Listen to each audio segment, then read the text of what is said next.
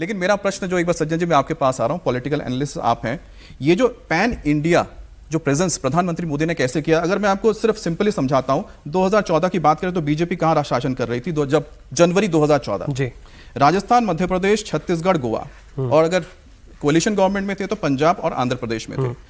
आज के वक्त में मैं देखता हूं तो इसमें ये मैं बता नहीं सकता कौन सा छोड़ू, सिर्फ मुझे लगता है कि जम्मू कश्मीर छूटा हुआ है, पंजाब छूटा हुआ है, हिमाचल प्रदेश है और साउथ के छूटे हुए हैं, और एक आपका झारखंड छूटा हुआ है। बाकी सारा का सारा प्रधानमंत्री मोदी के नेतृत्व में चुनाव जीते गए, और मुझे लगभग लगता है कि 35 से ज्यादा उन्होंने विधानसभा चुनाव जीते, 3 लोकसभा जीते हैं।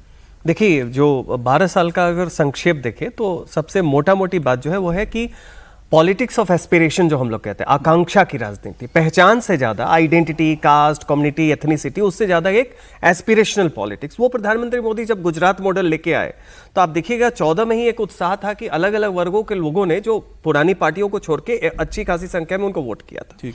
दूसरी देखिए, जो हम कहते हैं कि जो समाज के अंतिम पायदान पे जो लोग हैं, उनको आपने आर्थिक रूप से और पॉलिसी दोनों तरीके से जोड़ा, जैम, जनधन, आधार और मोबाइल।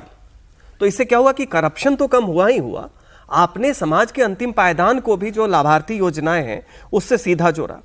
तीसरी बात देखिए, 3 तरह की, जिसको हम मार्जिनलाइज्ड स्पेसेस कहते थे, जो हाशिए पे थे, उसकी मेन स्ट्रीमिंग हुई। एक जो सबसे पिछड़े, चाहे वो आर्थिक रूप से पिछड़े हो, गरीब हो, दलित, आदिवासी हो, महिलाएं हो, उनकी मेन स्ट्रीमिंग हुई है। बिल्कुल। दूसरा क्या हुआ है, देश का वो हिस्सा जिसे हम कहते थे पेरीफेरी है। नॉर्थ ईस्ट में आप देखिए, नॉर्थ ईस्ट को हमेशा कैसे देखा जाता था, periphery versus main stream, mainland India versus periphery. आज के डेट में आप कह नहीं सकते हैं कि गुवाहाटी मेनलैंड कम है दिल्ली से या नहीं है, उतना ही वो तो जो पेरीफेरल इंडिया की बात थी वर्सेस मेनलैंड, वो खत्म हो गया है, उसकी मेन स्ट्रीम हुई।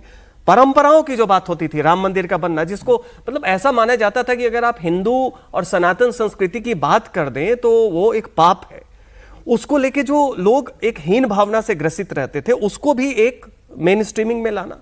तो इस तरीके से आप देखिए कि पूरे इंडिया में जो एस्पिरेशनल पॉलिटिक्स है, मार्जिनलाइज्ड कल्चर हो, समाज के हाशिए के लोग हों, पेरीफेरल इंडिया जिसको आप कहते थे, उन सब की मेन स्ट्रीमिंग है। और इस तरीके से न्यू इंडिया की जब हम बात करते हैं तो एक भारतीयता का बोध जो है वो सक्रिय रूप से लोगों के बीच में रहता है। संजय जी, आपने बहुत सरल शब्दों में समझा दिया एस्पिरेशन को लेकर, जो लोगों की आकांक्षाएं थी, जो मार्जिनलाइज थे, उन्होंने किस तरह से प्रधानमंत्री मोदी को स्वीकार किया। यही वजह है कि पैन इंडिया जो प्रेजेंस बना। इस वक्त पार्टी के अध्यक्ष, ये बीजेपी के अध्यक्ष नितिन नवीन कुछ कह रहे हैं, आप सुनते हैं। आपसे निवेदन, एक तो 2 ग्रुप बना लीजिए। नेता, हमारे नेतृत्वकर्ता ने केवल भारत ही नहीं, पूरे दुनिया में भारत का स्थान अपने आप में एक अद्भुत तरीके से, हम कह सकते हैं कि अगर हम भारत को विश्व गुरु देखना चाहते हैं तो माननीय प्रधानमंत्री जी ने अपने यशस्वी नेतृत्व से भारत को उस दिशा में कई बड़े कदम उठाए। और आज के दिन माननीय प्रधानमंत्री जी का यशस्वी नेतृत्व हम सबको इसी प्रकार मिलता रहे, वो दीर्घायु हों। जिस प्रकार से एक गरीब का बेटा ने एक गरीब की चिंता की, हर वो घर में प्रकाश, उज्ज्वला, आयुष्मान, हम कह सकते हैं आवास, जल, ऐसे कई चीजें जो एक गरीब के घर की चीजों को परिवर्तित करता है। मैं मानता हूं कि उनके यशस्वी नेतृत्व में आज 25 करोड़ परिवार ने अगर गरीबी रेखा से बाहर आया, तो मैं मानता हूं कि पिछले 12 सालों में जो उन्होंने कई कीर्तिमान बनाए, उसमें सबसे बड़ा विषय आज हमारा गरीब हमारा परिवार के मुख्य धारा के साथ जोड़कर काम कर रहा है, देश के विकास में काम कर रहा है। आज हमारा युवा पूरी तरह से उत्साह के वातावरण में, मैं मानता हूं कि 2013-14 का जो समय था, एक निराशा का वातावरण में जो हमारा युवा था, आज हमारा। तो यहाँ पर नितिन नवीन देखिए अपनी बात रख रहे थे, लगभग उन्होंने भी वही बातें बोली हैं जो अब से थोड़ी देर पहले हम लोग यहाँ पर चर्चा ही कर रहे थे कि किस तरह से बोलते हैं ना, जो समाज का सबसे पिछड़ा व्यक्ति है, जो व्यक्ति बिल्कुल तृणमूल में है, यानी कि जब पार्टी की बात नहीं कर रहा हूं, जो बिल्कुल जड़ में है, जिसके पास कुछ भी नहीं था, उसको भी प्रधानमंत्री मोदी ने मेन स्ट्रीम से जोड़ दिया। उसके हाथ में भी जनधन खाता थमा दिया, उसके हाथ में भी एक मोबाइल थमा दिया, जिसका इस्तेमाल आप देखिए कि बखूबी कर रहा है। लेकिन साथ ही प्रधानमंत्री मोदी ने एक बोलते हैं ना राजनीति में एक बड़ा बदलाव लेकर आए अजीत जी, और वो था कि प्रधानमंत्री मोदी ने जैसे ही 2014 में सत्ता संभाली, उसके बाद से हम नोटिस कर रहे हैं कि जो भी परिवारवादी पार्टियां हैं वो धीरे धीरे कहीं पर खत्म होती जा रही है। उसका सबसे बड़ा इस वक्त एग्जाम्पल 2026 में देखने को मिला, टीएमसी बंगाल में और डीएमके तमिलनाडु में। बिल्कुल, ये एक बड़ा एजेंडा था उनका। उन्होंने कहा था आने के साथ ही दो बातें कही थी उन्होंने। एक बात तो अभी उनको पूरी करनी है, उसके लिए कोशिश वो कर ही रहे हैं, उसी के लिए एमपी एमएलए कोर्ट बने हैं। उन्होंने कहा वन नेशन वन इलेक्शन वो भी करना है, लेकिन उन्होंने कहा था कि ऊपर से नीचे तक हम राजनीति की सफाई करेंगे।